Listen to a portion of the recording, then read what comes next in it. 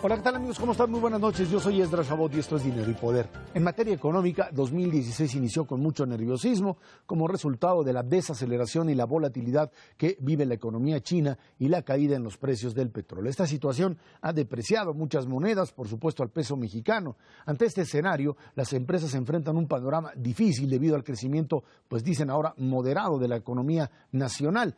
En enero, el indicador IMEF manufacturero aumentó 0.6 puntos para ubicarse en 51.5 unidades, mientras que el no manufacturero aumenta 0.9 unidades, se ubica en 50.2 puntos. Nos acompaña aquí en el estudio de Dinero y Poder Joaquín Gándara Ruiz Esparza, presidente del IMEF, Instituto Mexicano de Ejecutivos de Finanzas. Muchísimas gracias por estar aquí con nosotros. Muchas gracias. Mauricio González Macarios Quetino, muchísimas gracias. Buenas noches. Joaquín, el escenario económico planteado por el IMEF, un escenario complicado en donde las perspectivas de crecimiento empiezan a reducirse, un crecimiento, ustedes lo plantean, cada vez más lento, el escenario es más negativo de lo que se imaginaba. Bueno, empezamos el año, como ya lo mencionaste, con una alta volatilidad en todos los mercados. Este proceso de desaceleración que está viviendo la economía china, pues tiene un impacto sobre el crecimiento global, ha tirado el precio de todas las materias primas, el petróleo en lo particular, y México pues no ha quedado fuera de todo este proceso. En la última encuesta de nuestro Comité de Estudios Económicos, el crecimiento que estimamos para la economía de este año es de 2.7%. Ahora, en función de estos avances que se han planteado, ¿qué es lo que ustedes ven como posibilidades de reacción del gobierno mexicano? Hay quien dice, bueno, pues está ahí un problema de deuda, está ahí la posibilidad de que Banco de México intervenga más en los mercados para tratar de estabilizar tipo de cambio. Por otro lado está el tema, digamos, de una inflación controlada. ¿Por dónde moverse? Bueno, me parece que Banco de México pues tendrá que mantenerse muy atento a las posibles presiones inflacionarias que puede generar esta depreciación del tipo de cambio. Y por parte de la Secretaría de Hacienda, pues mantenerse muy firme en cuanto a la disciplina fiscal. Para el 2016 han ofrecido un déficit de 3%, reducirlo de 3,5% que veníamos al 3%, y me parece que es fundamental que mantengan esta disciplina fiscal para que todo el entorno macroeconómico siga siendo atractivo para la inversión. Si descuidamos el entorno macroeconómico, pues México se pondrá en una posición de mucha desventaja o podrán estarnos comparando con otras economías que están sufriendo pues por tener una macroeconomía mucho más débil. El indicador que ustedes publican, que acaba de salir, salió tanto el manufacturero como el no manufacturero arriba de 50 puntos, que para los amigos del auditorio eso significa que se está previendo una expansión, un crecimiento de la economía durante ese mes de enero. Eso es lo que encuentran. Esto es una muy buena señal, sobre todo comparado con el resto del mundo donde las cosas están complicadas. Aquí estaríamos incluso teniendo una mayor velocidad en el crecimiento de la que se tuvo al cierre del año pasado. ¿Estoy en lo correcto? Sí, se presenta ligeros incrementos ambos indicadores, tanto el manufacturero como el no manufacturero. Sin embargo, seguimos viendo muchos riesgos en la demanda externa. Sabemos este proceso de desaceleración global que se está viviendo y algunos indicadores de la economía americana que han salido un poco más abajo de lo previsto, por lo que seguimos viendo algunos riesgos en la demanda externa que pudieran afectar el crecimiento económico de México. Joaquín, yo percibo muchas inquietudes en el sector empresarial respecto a la situación económica de este año y la del futuro cercano, y sobre todo entre las personas que están a cargo de las finanzas de las empresas. O sea, hay incertidumbre, creo que sería la palabra dominante, incertidumbre respecto a las ventas, no saben si van a aumentar o si pueden bajar un poco, incertidumbre respecto a los costos de producción por el encarecimiento de los insumos importados o por otras razones. ¿Qué es lo que sería recomendable para que el sector empresarial, o sea, para que los empresarios pudieran capotear, pudieran sobrellevar esta turbulencia financiera que se ve que pues todavía desafortunadamente nos va a durar algunos meses más? Claro, primero, los empresarios tienen que estar conscientes que va a haber una volatilidad financiera y tomar sus previsiones. Es decir, cualquier empresa que no sea generadora de dólares, pues no debe de asumir compromisos financieros en dólares, porque esto los pone en una situación de alto riesgo. Esto lo hemos visto en el pasado con algunas empresas, o que utilizan los derivados para estar apostando con el mercado en lugar de para cubrir sus posiciones y garantizar. Entonces, yo diría, hay que mitigar los riesgos y empezar a buscar oportunidades de sustitución de proveedores. Como sabemos, esta depreciación en el tipo de cambio, pues todas las materias primas de importación han sufrido un incremento por este movimiento cambiario. Entonces, hay que empezar a buscar sustitución por proveedores nacionales para mitigar estos efectos. Parte del efecto también de esta depreciación del peso es positiva. Las personas que reciben remesas están recibiendo los mismos dólares, bueno, un poquito más de dólares, pero en pesos es muchísimo. De hecho, si uno hace la cuenta del año pasado, es casi medio punto del PIB adicional el que llega a través de remesas, y buena parte de eso se refleja en consumo. El cierre del año pasado, pues se vendía de todo, ¿no? Vendimos muchísimo, la economía, bueno, esa parte de la economía crecía 5, 6, 7%. ¿Perciben ustedes que este fenómeno continúa, que seguimos teniendo una fuerte demanda en tiendas de autoservicios, etcétera?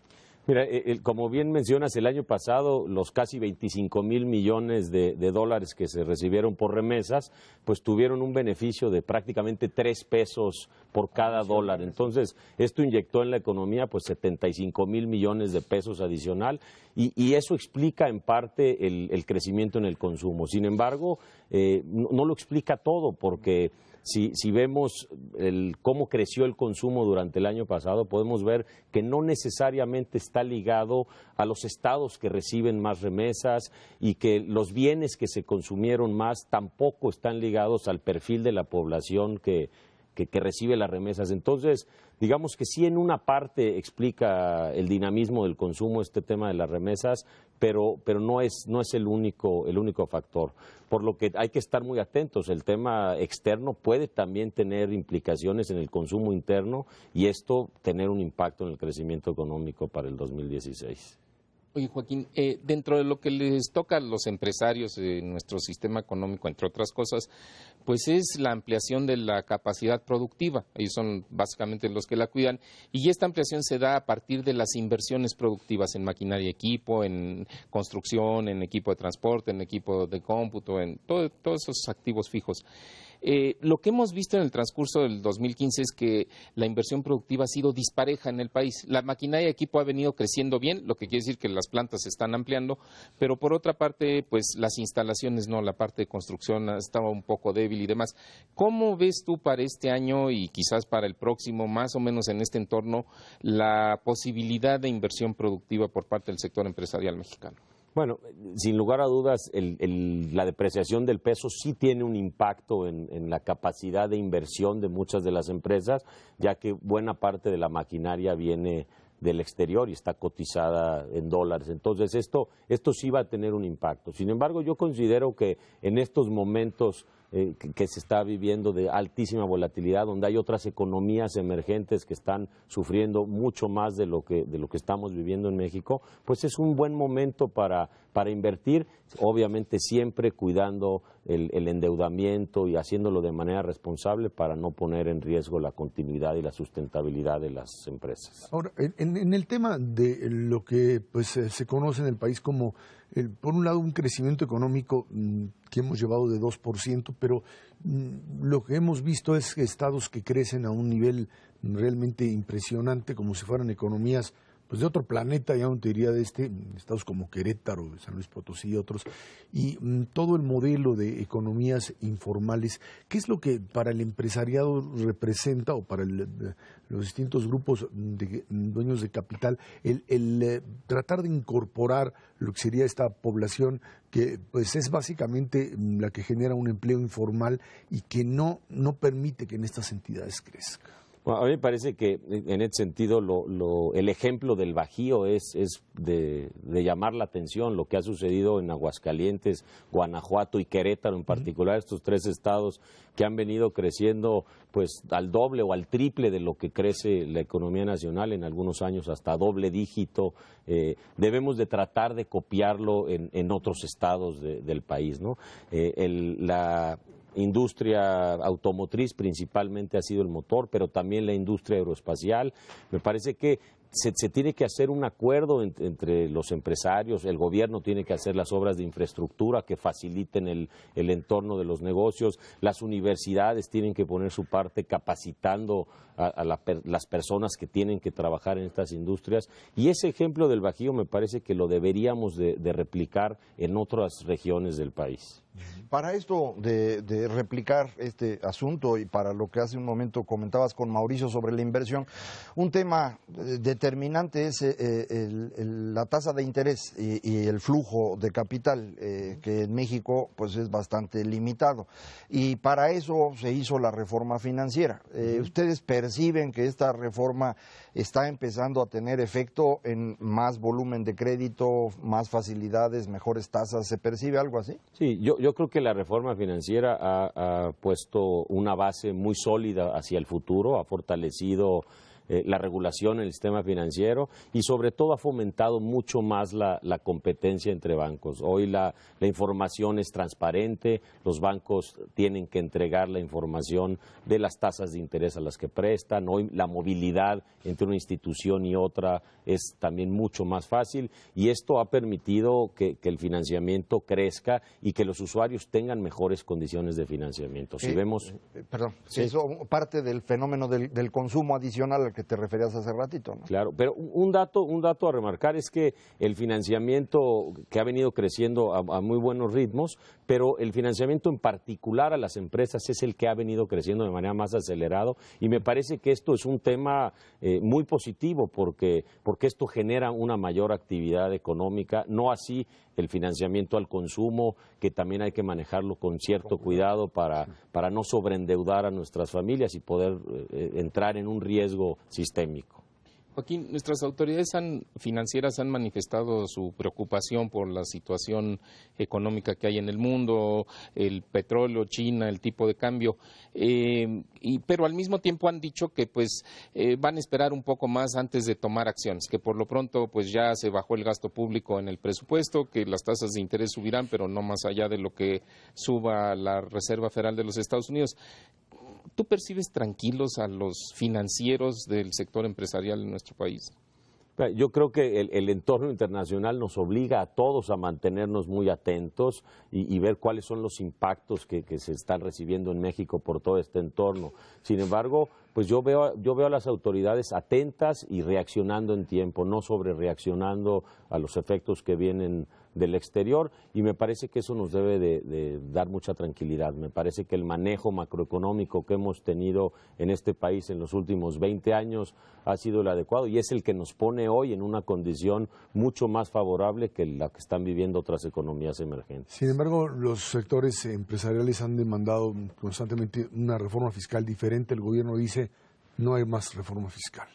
¿Te parece que habría que seguir presionando por ahí? Bueno, yo creo que habría que seguir haciendo algunas modificaciones que fomenten un entorno más adecuado para la inversión. Algo muy positivo es el anuncio que hizo el presidente de que ya no va a haber un incremento en impuestos. Me parece que esto da mucha certidumbre sobre el campo de juego en el que van a estar los inversionistas.